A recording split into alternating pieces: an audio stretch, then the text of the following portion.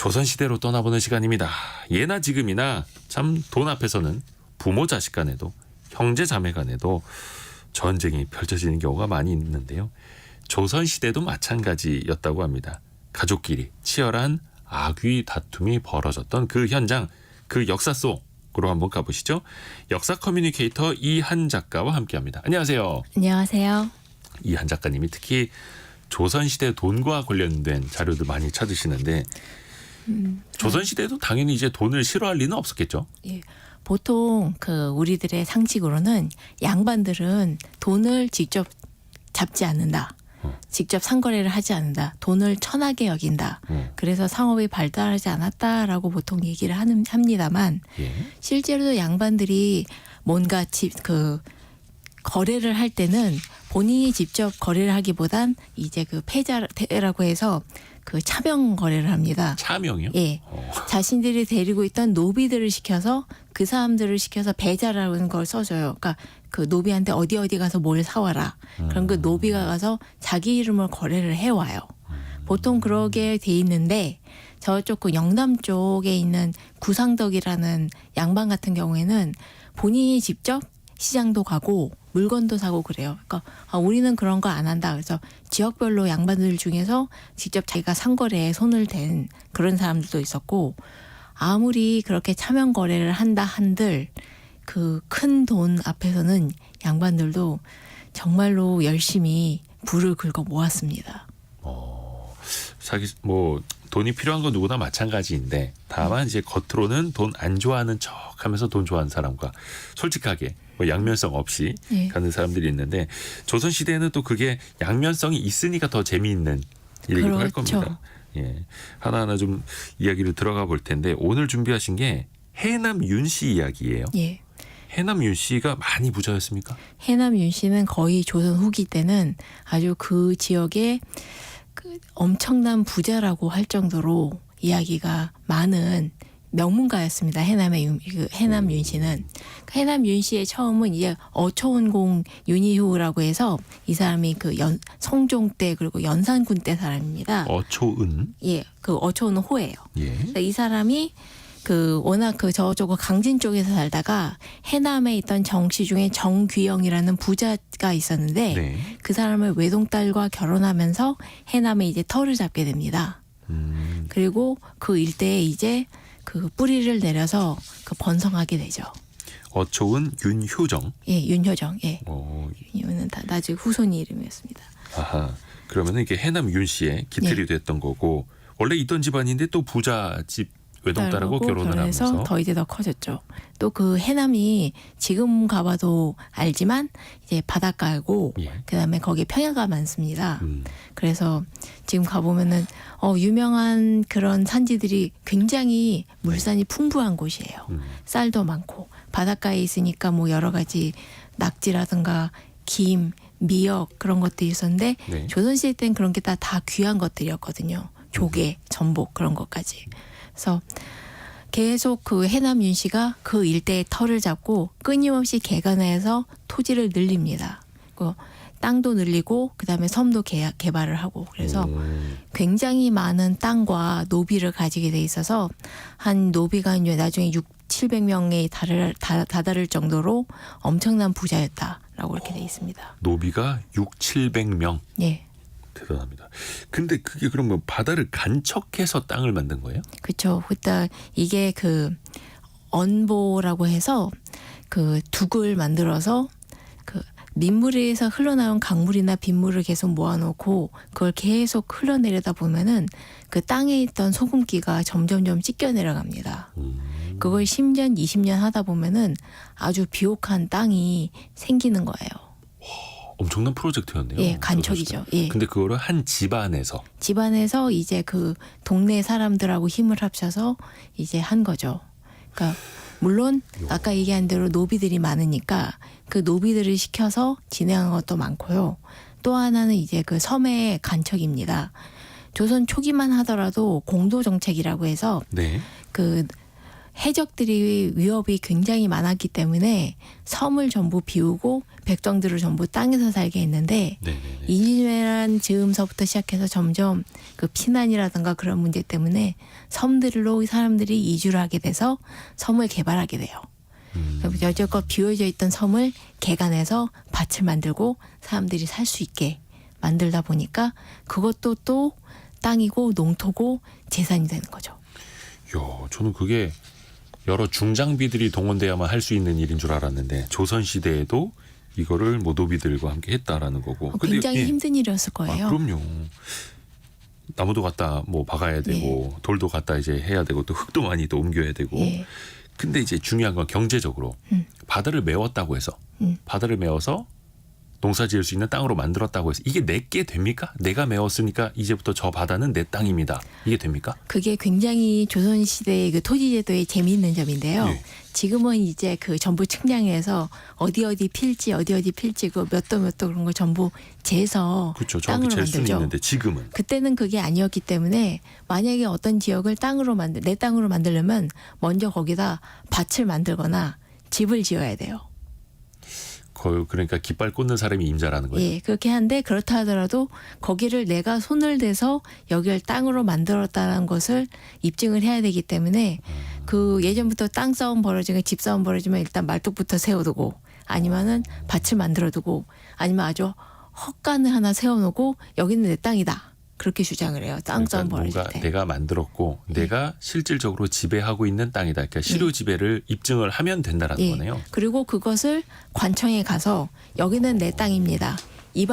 등록해 주세요 하면서 받는 게 입안입니다. 입안. 예, 일종의 땅 문서를 받는 것인데 그걸 이제 관청에 등록을 하는 거죠. 그래서 여기가 내 땅입니다. 근데 지금 아까 얘기한 대로 측량이 안 되다 보니까 좀 허술해요. 이를테면 밤나무골 6마지기 그 정도식으로 입안이 나와요. 밤나무골은 뭐 옛날 이제 동네 이름 그렇게 예, 불렀을 예. 거고. 그렇게 나오니까 나중에 이 땅이 내 땅이다 아니다 내 땅이다 하고 싸울 땐 각자 입안을 가지고 와서 그다음에 관청에 사람이 파견돼서 그래서 이제 맞춰보면서 재판을 하게 돼 있어요. 네, 왜냐하면은 한 번 땅을 만든다 하더라도 이런저런 사정 때문에 여기를 농사를 못 짓고 내버려 두게 되면 다른 사람이 와서 여기 땅 있네 하면서 농사를 짓게 될 수도 있거든요. 네. 그렇게 되면 이제 싸우는 거죠. 누가 먼저 이 땅을 개간했냐 그걸로요. 입안 그러니까 땅 문서를 가져와서 실제로 비교를 해보면서 예. 실질적으로 이게 누구 땅이고 예. 거기에 누구의 헛간이나 집이 있고 농장이 있고 이거를 비교해봤다. 그래서 이 해남 윤 씨가 예. 입안을 했던 기록들이 나와 있는데요. 그 유명한 고산 윤선도 선생이라고 예. 그 보길도에 집 지었던 사람 있잖아요. 네. 그때 그 사람 때서부터 시작해서 그 사람 손자 때까지 입안을 한 땅의 양이 어마어마합니다. 그러니까 몇 년도에 입안하고 몇 년도에 입안하고 그런 것들이 쫙 다 문서가 남아 있거든요. 네. 그 양을 보면은 윤선도 때서부터 그 손자 때까지 그 해남 일대의 농토를 어마어마하게 넓혔어요. 그러니까 땅을 넓힌 거죠. 만든 거죠. 만들었다. 예, 만들어낸 거예요. 산 게 아니라 만들어낸 거예요. 대단합니다. 그렇죠. 근데 어떻게 보면 이제 정확한 측량이라든지 이런 게 없었기 때문에 실질적으로 힘센 집안, 명문 가문일수록 본인들 땅이라고도 입증하기도 쉬웠을 거고 또 노비들을 많이 이용을 해서 땅을 실질적으로 만들 수도 있었던 거고. 그래서 그 야사 같은 경우에서는요. 이제 그 농민들이 자기가 열심히 땅을 만들었만 양반들이 와서 갑자기 여기 이반서를 딱 내밀면서 여기 이 땅은 내 땅이었는데 하면서 뺏는 일도 있었다고 해요. 남이 잘 살고 있고 예. 농사를 짓고 있는데 등록을 안 했을 뿐인데 그걸 갑자기 양반이 가서 등록하는 그런 경우도 있었다는 야사가 전합니다. 사후에 그 땅을 자기가 등록을 해놓고 사실은 일단 내 땅이야. 예. 너네는 소작농이야. 나가라 뭐 이럴 예. 수도 있는 그러니까 거고. 완전히 조금 이제 그렇게 힘의 논리가 더 지배했던 시절, 뭐 조선시대 이야기니까요. 근데 그 해남 윤씨 집안 명색이 부자인데 요즘으로 치면 이제 사회공헌 같은 좀 좋은 일도 좀 많이 했을까요? 예. 어때요? 그 어초운궁 윤효정 같은 경우에는 아주 유명한 일화가 있는데 네. 감옥문을 3번 열었다라는 게 있습니다.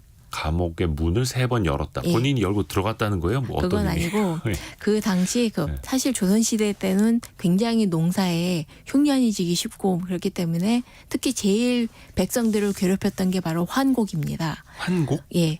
봄철에 이제 보릿고기 와서 먹을 게 없을 경우에 네. 이제 관청에서 쌀을 빌려주는데 먹을 걸 곡식을 빌려주는데 이걸 가을에 갚아야 돼요. 대출 같은 거예요?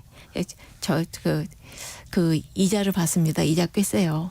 그런데 그걸 못 갚은 백성들은 당연히 감옥에 갇혀 들어가게 되죠. 아이고야. 그런데 그걸 본 어초운공이 자기가 가지고 있는 곡식들을 풀고 그 사람들의 돈을 전부 내줘서 감옥에 갇혀있던 백성들을 모두 풀려나게 했는데 그걸 3차례를 했다.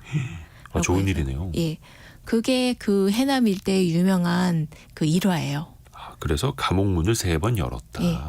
사람들이 곡식을 제때 갚지 못해서 관청에 이제 잡혀 들어갔는데 본인이 대신 갚아줬다. 예. 또 한편 그 사람의 이제 후손인 그 윤선도 같은 경우에도 네. 이제 그 커다랗게 땅을 개간을 해서 거기 있던 사람들한테 농사지을 땅을 마련해줬다라는 이야기도 있고 그 다음에 그 사람의 손자인 윤두서라고 이 자화상 그린 사람은 유명한 분인데 네. 윤두서 같은 경우에도 흉년이 들어서 백성들이 굶어 죽어 가니까 수출 구워가지고 그 사람들이 먹고 살 만한 거리를 만들어줬다라고 돼 있어요. 수출 구워요? 그러니까 수술 구워서 파는 일을 만들어낸 거죠. 아하. 농사로 도저히 안 되니까. 그러니까, 숫장사. 예. 그러니까 해남 윤씨는 이 일대에서 계속 그 지역 유지로 있으면서 그 사람들과 같이 이제 그 곤란할 때 도와주기도 하고 그 땅도 사주기도 하고 가끔 곡식도 나눠주기도 하고 그렇게 그 지역을 유지해왔던 사람들입니다. 가문들입니다. 명문 가문이죠. 해남 지역 계시는 분들은 뭐 해남 윤 씨에 대해서 잘 알고 계시겠네요. 당연히 참, 윤선도 시인으로도 예. 유명하시고. 그리고 이 윤선도 이 해남 윤 씨의 그 외가 쪽 친척이 바로 정약용입니다. 엄마가 해남 윤 씨였어요. 그래서 나중에 정약용이 이 지역으로 귀향을 왔을 때 바로 외가댁 덕을 많이 봤죠.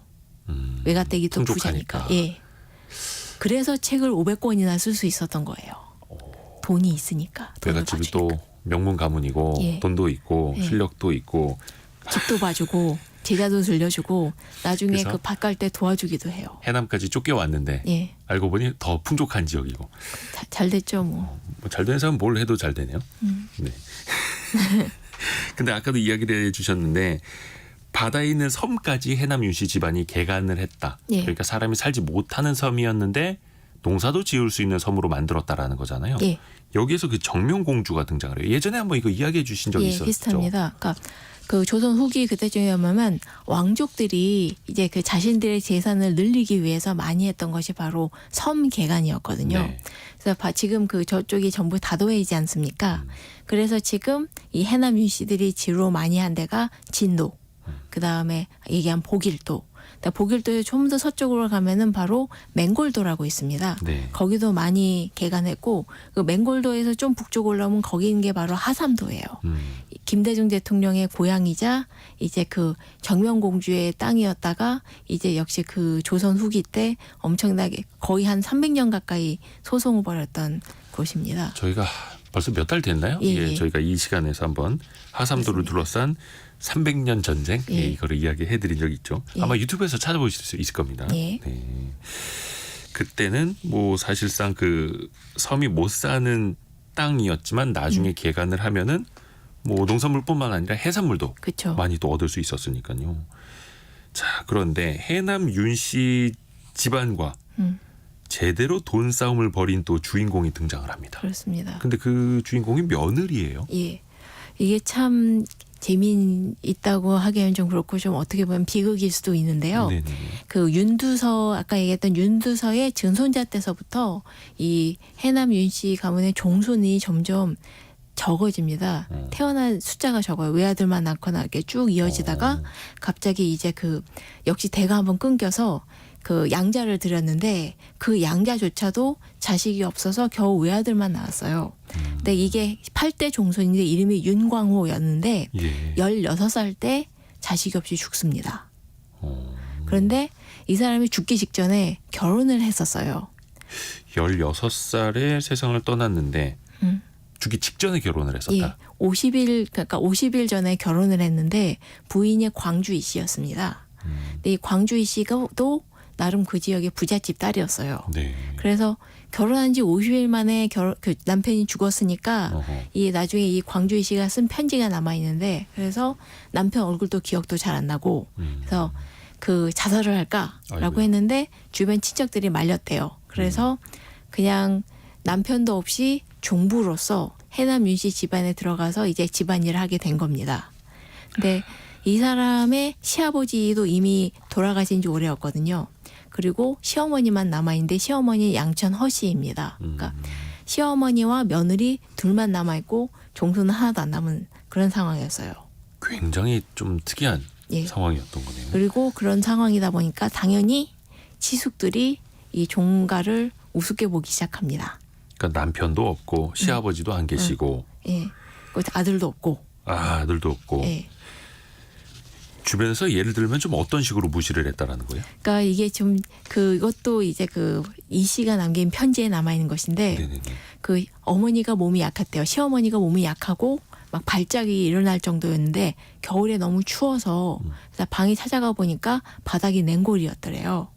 그래서 아니 왜 이렇게 춥지 하면서 이제 옛날엔 전부 온돌이를 떼어야 되지 않습니까? 그래서 나무 하인들하고 노비들을 시켜서 온돌 좀 떼달라라고 했더니 안 떼주더래요.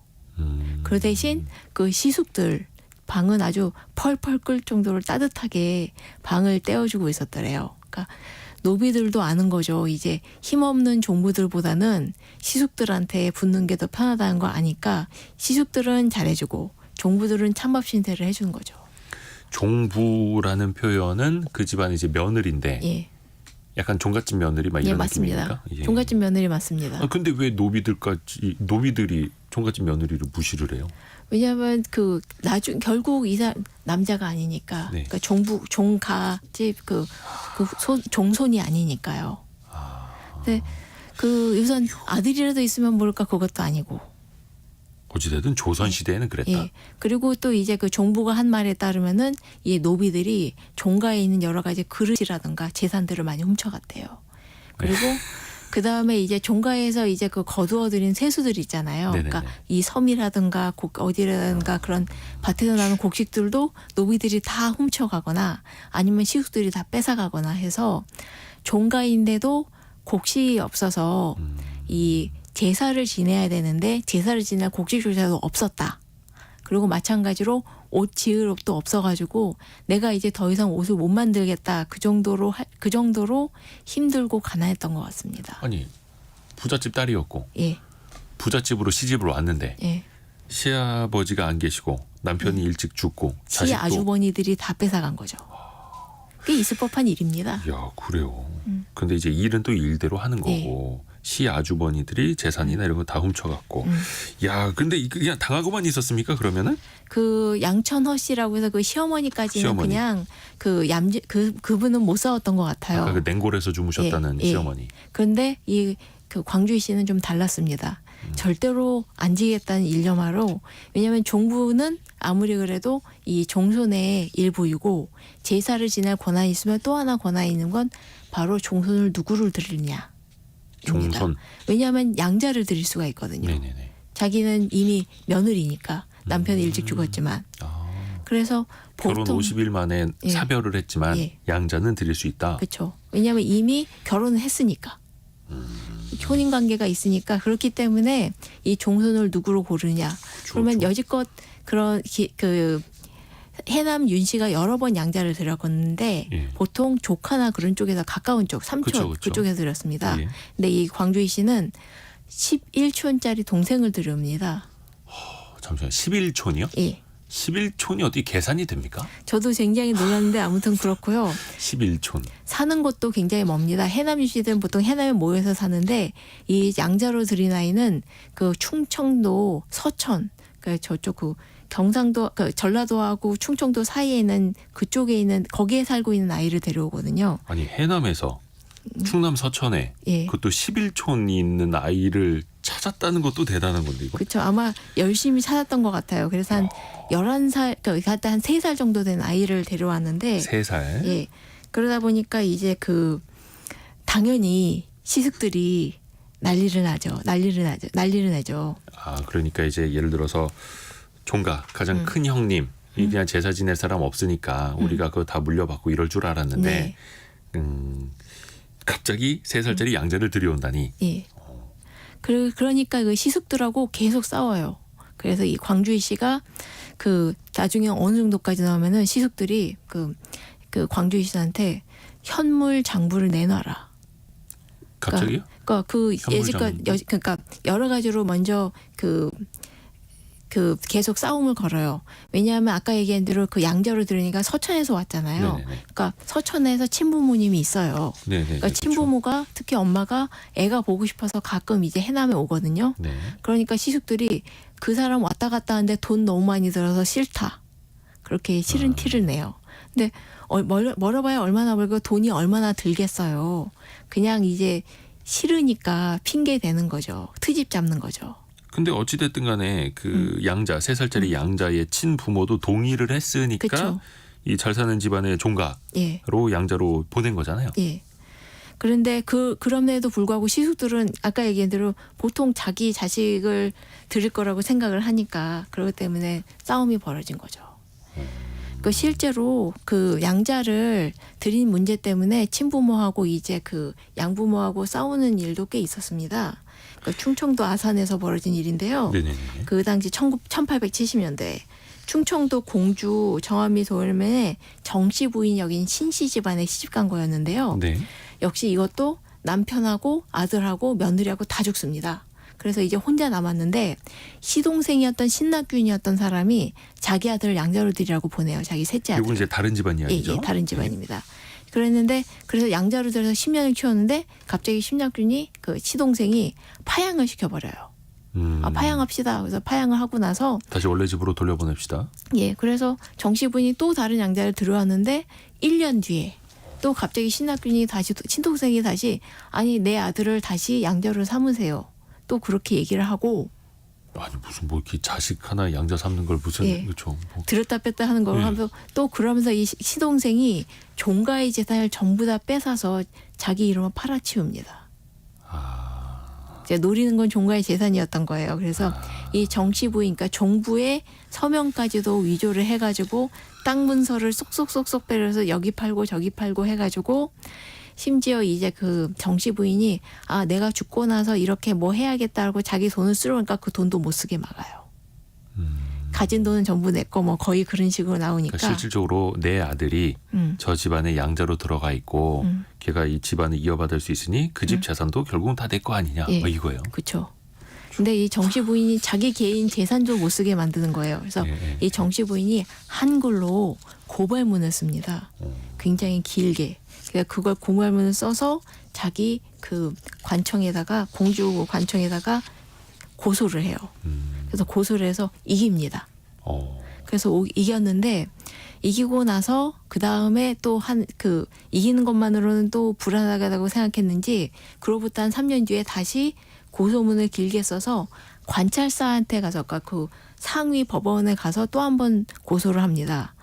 왜냐하면 이 흉악한 시동생과 그 양자가 내 재산과 다 뺏을 수도 있으니까 절대로 이런 일이 없도록 전부 그 관청에 등록을 해주세요라고 그렇게 얘기를 합니다. 그래서 자기 재산 목록을 예. 공증을 다 받아놓겠다 예, 이런 공증을 거죠. 못 뺏어가게. 맞습니다. 근데 그 재산 목록이 뒤에 나와 있는데 굉장히 많아요. 근데 이게 어찌됐든 간에 그 형제 간의 일이잖아요. 예, 형제와 양자를 시부모의 보내는 사람도 뭐 형제고 예. 받는 사람도 형제간인데 김영희님이 시숙 아들 양자로 삼았다가 재산 거덜나죠라고 예. 실세가 되어버린다고 이야기를 해주셨는데 아무튼 조선시대 이야기입니다. 조선시대 다시 그 해남 윤 씨와 예. 광주 이 씨 며느리 이야기로 돌아와봐서 예. 근데 어찌됐든 간에 자기를 되게 노비들조차 자신을 무시하던 며느리가 예. 어찌됐든 간에 자기 입지를 다시 굳히기 위해서는 양자가 또 필요했던 거고요. 그렇죠. 그래서 양자를 데리고 오면서 이제 광주이 씨의 입김이 커지는 거예요. 왜냐하면 이 양자는 이 동부 말을 당연히 듣는 것이고 실제로도 이제 그 현재 남아 있는 해남 윤 씨의 문서를 보면은 이 양자 이름이 어렸을 때 이름이 응철이고 네. 그 다음에 이제 그 족보 이름은 윤주홍이거든요. 네. 근데 이 사람의 이름으로 된 입안 문서가 발견이 되는데 이게 문서가 만들어졌을 때 이 종손의 나이가 3살이었습니다. 네네. 그러니까 이 종손이 직접 문서를 쓴 게 아니라 이 종부가 한 거죠. 그렇죠, 그렇죠. 그렇죠. 그러니까 종손의 이름을 들어가면서 종부가 이제 권력을 발휘할 수 있는 거예요. 돈을. 그러니까 양자긴 하지만 예. 나이도 3살짜리밖에 안 되지만 어찌됐든 간에 종갓집을 이어갈 아들이 있는 것과 없는 것은 정말 하늘과 땅 차이였던 거네요. 그래서 그렇게 아들을 낳으려고 목숨을 걸었던 거기도 합니다. 근데 여기까지는 신경전에 불과하다고요? 예. 예. 아니 정말 본격적으로 싸웠다는 게 네. 이제 아까 이 모든 일을 우리가 알 수 있는 것은 광주희 씨가 전부 글러 써서 남겼기 때문인데 이 글은 바로 가출했을 때 썼던 글입니다. 잠시만요. 그 모셔봤던 며느리가 예. 양자까지 드렸는데 예. 가출을 왜 해요? 계속 싸운 거예요. 그러니까 이 아까 얘기했대로 그 해남 유씨는 어마어마한 땅을 가지고 있었고 그리고 그 섬 비롯해서 여기저기에서 모두 그 해산물이라든가 곡식이라든가 그런 엄청난 소출을 가지고 있었고 당연히 회계장부도 어마어마했을 텐데요. 네. 계속 이 종부와 시숙들끼리 싸움이 계속되니까 시숙들이 종부한테 얘기한 거예요. 한물 장부를 내놔라. 이 한물이 현물 장부거든요. 그러니까 회계 장부를 내놓으라고. 너에게 못 맡기겠으니까 내놔라. 라고까지 된 거예요. 한물. 예. 한물지계라고 합니다. 정확히 한글로 쓰면은 한물지계. 이건 옛날 이제 그 문서에 다 나와 예. 있는 내용이고. 그렇죠. 그러니까 이게 장부를 내놓으라는 뜻은 결국 재산을 내놔라라는 그렇죠. 거 아니에요? 예. 그러니까 경제권이라든가 그런 것들을 이제 너에게 못 맡기겠다.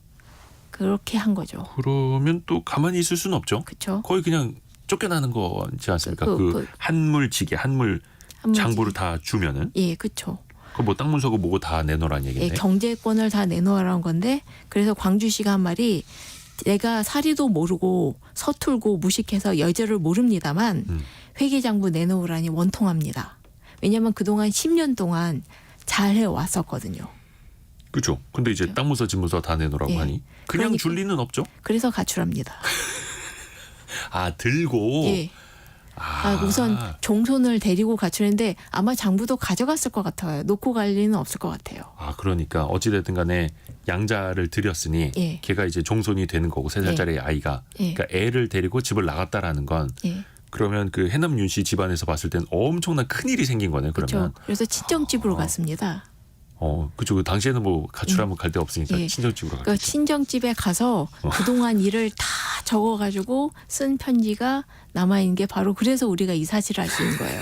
그 편지가 처음부터 시작해서 처음에 결혼했는데 50일 만에 남편이 죽고 그 다음에 이제 결혼하니까 시숙들이 자기를 구박하고 돈은 안 거치고 그 다음에 그 종손을 들였는데 그것도 막 구박하고 이제는 마지막까지 회계 장부까지 내놓으라니 나 억울해서 못 살겠다가 편지의 내용입니다. 그거를 우리가 한 200년 가까이 흘러서 이한 작가님이 그거를 파내서 예.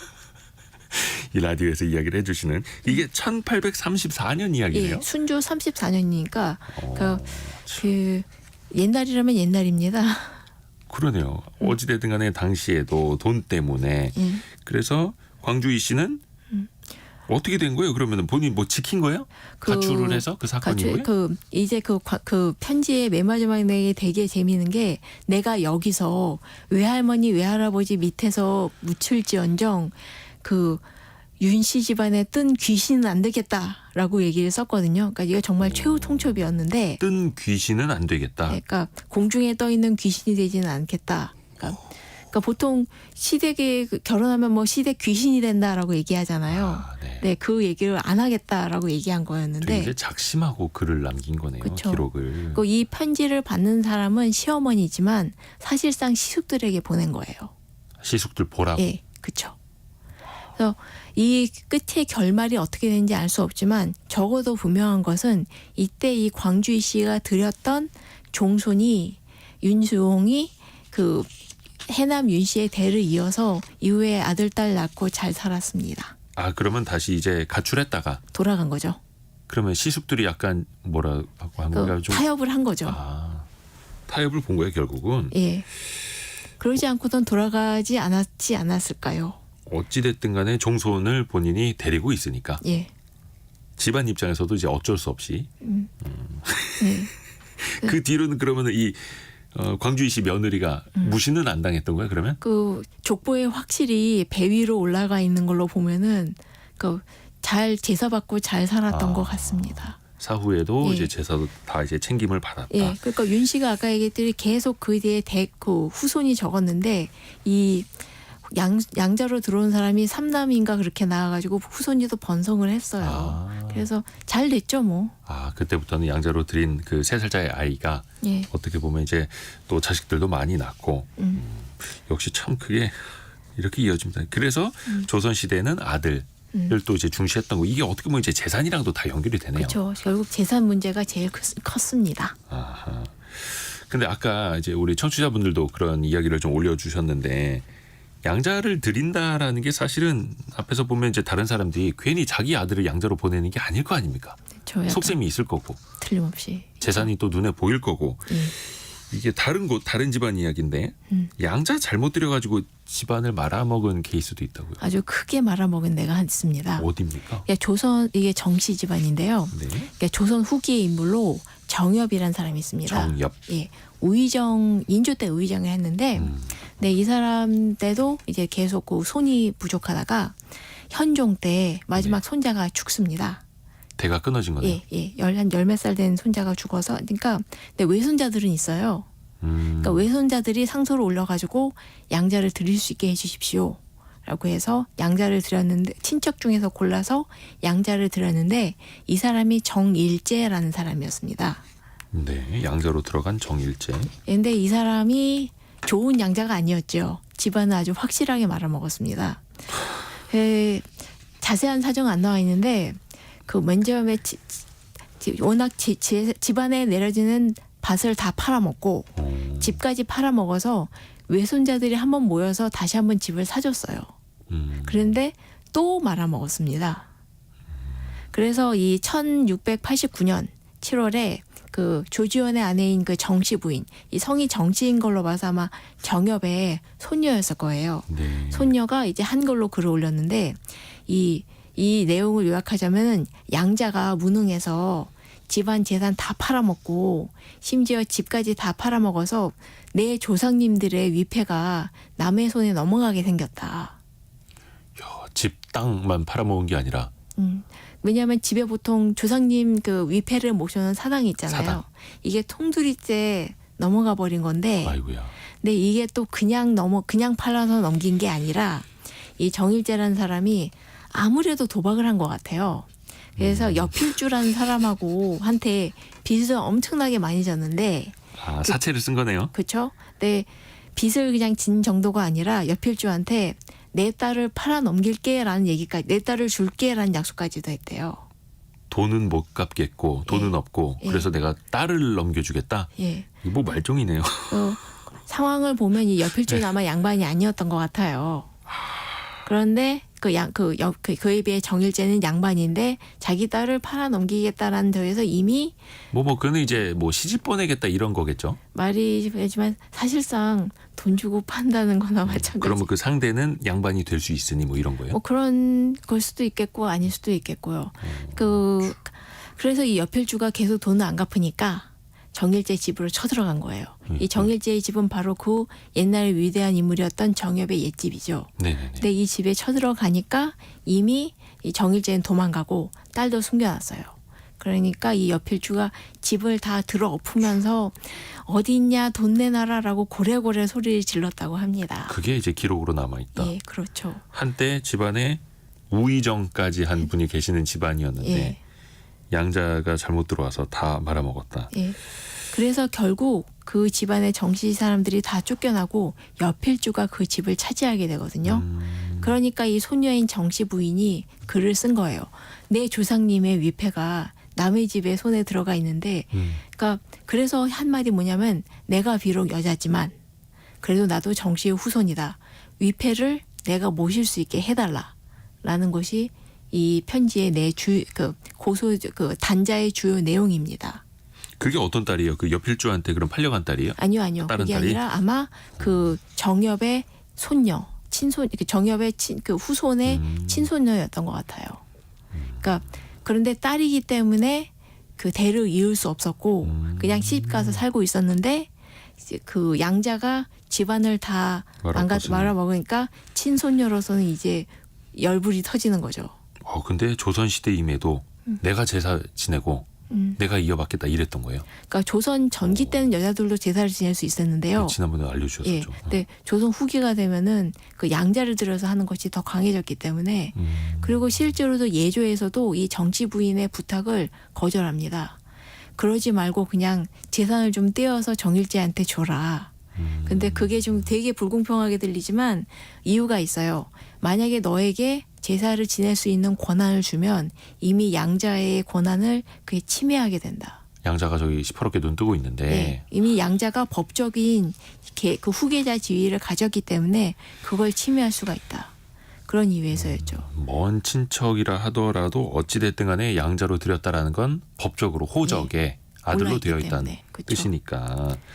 근데 그래서 정씨 집안을 말아먹었던 그 정일제라는 양자. 예. 근데 어떤 다른 법적인 문제도 또 얽혀 있었어요? 사실 그냥 우선 그 양쪽 다 여필주도 정일제도 전부 못할 짓을 했죠. 그렇기 때문에 둘 다 사이좋게 잡혀서 끌려갑니다. 사이좋게 잡혔어요? 예. 그래서 전부 이제 그 형주에서 전부 혼을 내고 하는데 왜냐면 이쪽은 이제 그 아까 얘기한 대로 양반이 아니었다고 싶은 게 딸을 넘기겠다고 한 거 그거 자체가 문제가 됐거든요. 그런데 문제는 이제 이렇게 전부 혼을 나는데 나쁜 놈들 특유답게 서로 제가 나빠요라고 했습니다. 근데 여기서 여필주가 입을 하나 잘못 올리는 게 나는 서인인데 그 정일제는 남인이라서 제가 득을 보는 거다라고 우겼어요. 서인과 남인이 한창 이제 갈려 있을 때. 근데 이 당시는 남인 즉 장희빈이 득세하던 때라서 자기가 서인이라서 손해를 본다라고 주장을 했는데 그 숙종이 그걸 듣고 굉장히 화를 냈어요. 또 이 화를 낸 이유는 두 가지였는데 하나는 당파 이야기가 나왔다는 거. 두 번째는 이 이야기를 진작 안 거르고 왕이 내 귀에까지 들어오게 한 것. 그러니까 이 말은 너희들이 알아서 밑에서 차단했어야지 왜 내가 듣게 만드냐. 그걸로 화를 냈어요. 그러니까 저기 서로 이제 사체 관계로 잡혀온 저 놈들까지도 당파 이야기, 정쟁 이야기를 감히 입에 올리고 누가 뭐 때문에 차별받는다라는 말을 하니 이래서 되겠느냐 이런 이야기네요. 숙종이. 그렇게 해서 하고 나는 이런 얘기 듣고 싶지 않다도 있고요. 그러니까 숙종이 되게 제멋대로인 왕이었어요. 그러니까 결국 자기가 이것저것 해가지고 지금 당파 싸움이 한참 시끄러워서 물론 본인도 번거로웠겠지만 그러니까 그만큼 결국 겨우 사체일로도 당파 이야기가 오고 갈 정도로 당시 나라가 둘로 쫙 갈라져 있었는데 그런 이야기도 좀 듣기 귀찮다 싫다 그렇게 얘기한 거죠. 그때 서인과 남인으로 쫙 갈라져 있던 어떻게 보면 숙종 그 시절의 시대상을 또 보여주는 걸 수도 있겠고요. 그래서 어떻게 보면 이제 잡범들 입에서 잡범들 입에서 그렇습니다. 정치를 잘해야 둘 다 되는데. 똑같이 나쁜 놈들인데 말이죠. 그 숙종이 사실 그 옛날에 드라마 뭐였죠? 여인천하가 여인시대인가 뭐 꽤 이 많이 이야기 나와서 있었던. 장희빈 뭐. 네네 장희빈 이야기도 그때 나왔었고 그 이야기만 해도 또 재밌을 것 같습니다. 근데 정일제가 어떻게 보면 이제 처벌은 받았던 거고. 근데 그 이후에 어떻게 좀 정신을 차렸답니까? 아니면 전혀 안 차린 것 같습니다. 그로부터 무려 19년이 지난 뒤인 1708년에 정엽의 다시 외손자들이 모여서 양자가 도저히 패란해서 안 되겠으니 파양하고 새 양자를 드리게 해주십시오라고 청원을 올립니다. 근데 그게 어떻게 가능합니까? 가능은 완전 합니다. 성년돼갖고 거의 20년 가까이 된 건데 양자도 드린 지. 사실 파양하는 일은 꽤 많았습니다. 근데 그렇게 하려면 이게 완전히 그 나라의 허락으로 양자를 드린 거기 때문에 파양할 때도 나라의 허락이 필요했고요. 사실 양반들의 경우에는 양자를 드릴 때도 예조의 허락이 필요했기 때문에 꼭 청원을 올렸어야 됐습니다. 지금도 양자 올리려면 그렇게 쉽진 않아요, 절차가. 그렇죠. 법원에 이제 허가를 득해야 되는 거고, 근데 이제 호적에 올렸다가도 본인의 의사와는 무관하게 친척들이 모여서 상소를 올려서 법적으로 허락을 받을 수 있었다. 그렇죠. 정일제는 좀 너무 심했고요. 그래서 드디어 파양이 된 걸로 봐서 아마 그 이후로도 계속 말썽을 일으키지 않았나 싶습니다. 양자 하나 때문에 집안이 또 말아먹은 이야기가 이어졌습니다. 조선시대에도 참 돈 때문에 많이 싸웠던 이야기, 그게 또 문헌으로 이렇게 남아 있어서 한 200년 흐른 뒤에도 우리가 이런 이야기를 듣고 뭔가 또 교훈은 우리가 배울 수 있었습니다. 돈 있을까요? 양자는 조심해서 드려야 된다? 아니면은 돈 조심?